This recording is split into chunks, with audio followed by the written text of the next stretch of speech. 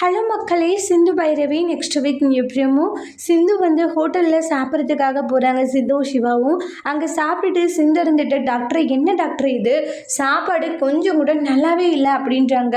சிந்து நல்லா தானே இருக்குது, இருந்தாலும் நான் சமைக்கிற மாதிரி வருதா டாக்டர் அப்படின்னுவாங்க. ஆனால் நீ சமைக்கிற மாதிரி இல்லை, ஓரளவுக்கு பரவாயில்லன்னு வாங்க. இரு வரேன். சிந்து எங்கே போகிற? வரேன் இரு டாக்டர், எங்கே போயிட்டு போகிறேன்னு வாங்க. அதுக்கப்புறமா அந்த ஹோட்டலில் போயிட்டு என்ன சமைக்கிறீங்க நீங்கள்? சமையலே கொஞ்சம் கூட நல்லாவே இல்லை, இப்படி வர்றவங்க எப்படி வயிறார சாப்பிடுவாங்க, வர்றவங்க வயிறாரவும் சந்தோஷமாகவும் சாப்பிட்டுட்டு போகணும், நம்மளுடைய சமையல் நல்லா இருக்கணும்னு சொல்லணும், ஆனால் நீங்கள் சமைக்கிறதே சரியில்லையே அப்படின்றாங்க. என்னம்மா சொல்கிறீங்க? ஆமாம் என்ன சொல்லித்தரவாங்க உங்களுக்கு அப்படின்னு சிந்து எல்லாருக்கும் சமைக்கிறதுக்கு சொல்லித்தராங்க. சமைச்சுமே முடிச்சுட்டு அது அங்கே இருக்கிற எல்லாருக்குமே சாப்பாடு போடுவாங்க. அது சாப்பிட்டுட்டு எல்லாருமே ரொம்பவே சூப்பராக இருக்குது, இந்த மாதிரி ஒரு சமையலை நாங்கள் சாப்பிட்டதில்ல, அவ்வளோ சூப்பராக இருக்கணும்னு எல்லாரும் சிந்துவை பாராட்டுறாங்க. சிவா கிட்ட, சார் இது உங்களுடைய ஒய்ஃபா சார்ன்றாங்க. ஆமாம் இது என்னோட மனைவி தான்றாங்க. சார் இப்படி ஒரு மனைவி கிடைக்க நீங்கள் கொடுத்து வச்சிருக்கணும், அவ்வளோ பிரமாதமாக சமைச்சிருக்காங்க, சூப்பர் சார் அப்படின்னு சொல்லிட்டு எல்லாரும் பாராடிக்கிட்டு இருக்காங்க.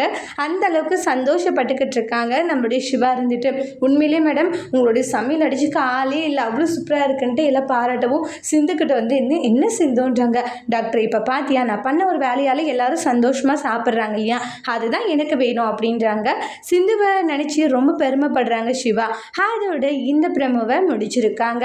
இனி வரக்கூடிய எபிசோடில் என்ன மாதிரி ஒரு டோஸ்ட் வரப்போகுதுன்னு வெயிட் பண்ணி பார்க்கலாம். தேங்க்யூ.